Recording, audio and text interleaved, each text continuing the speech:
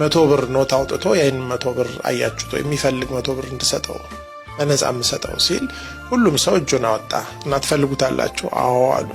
ከዛ በኋላ ከመስጠቴ በፊት አንድ ነገር አረጋዋለሁ ብሎ ያንን 100 ብር ይዞ በእጁ በጣም ጭንድድድ አድርጎ አሁን እሴን 100 ብር የሚፈልግ ሲል ሁሉም ሰው አወጣ። ተጨማዷል እኮ ትፈልጉታላችሁ ሲላቸው አዎ እንፈልገዋለን አሉ። እሺ ሌላ ነገር አድርጌ ጠይቃቸዋለሁ ብሎ ያን የተጨማደደ ብር ይጥለውና መሬት ላይ በእግሩ አዋራ ላይ ይረጋግጠውና በቃ ቆሻሾ አሁን እሴን 100 ብር የሚፈልግ ሲል አሁንም ሁሉም ሰው አወጣ። ከዛ ተመልከቱ ይሄ 100 ብር ተጨመዳደደ፣ ተረገጠ፣ ተጣለ፣ ግን 100 ብርነቱን ሉዝ ሊያረጋ አይችልም።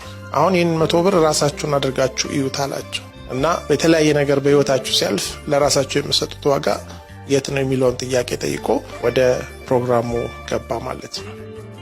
የሴሚናር አሰልጣኝ የተናገረው ነገር 100 ብሩ የሚያልፍባቸው ሁኔታዎች ይዞ ሲያጨማድደው በእግሩ ረግጦ አዋራ ሲያደርገው የሚለውን ነገር አንስቶ ይሄ 100 ብር 100 ብርነቱን ሊያጣ አልቻለም። በዚህ ሁሉ ውስጥ እያለፈ ብዙ ጊዜ እኛ በህይወታችን ውስጥ ሰዎች ሲሰድቡን፣ ሲያጣጥሉን፣ ስለኛ ወሬ ሲያወሩ ወይም ደግሞ በተለይ በህይወታችን ላይ ጠቃሚ የሆኑ ሰዎች ወይም ደግሞ ኢምፖርታንት የምንላቸው የቅርብ ሰዎች ወይም ደግሞ የበላይ የሆኑ ሰዎች ስለኛ የሚናገሩት ነገር ምን ያህል ነው ለራሳችን ያለን ዋጋ የሚያሳጣን እና ብዙ ጊዜ አንዳንድ ጊዜ የራሳችን ዋጋ የምንወስነው ሰዎች ስለኛ በሚያወሩት ወይም ደግሞ ከውጭ በሚሆንልንና በሚሆንብን ነገር ላይ ተመስርተን ነው።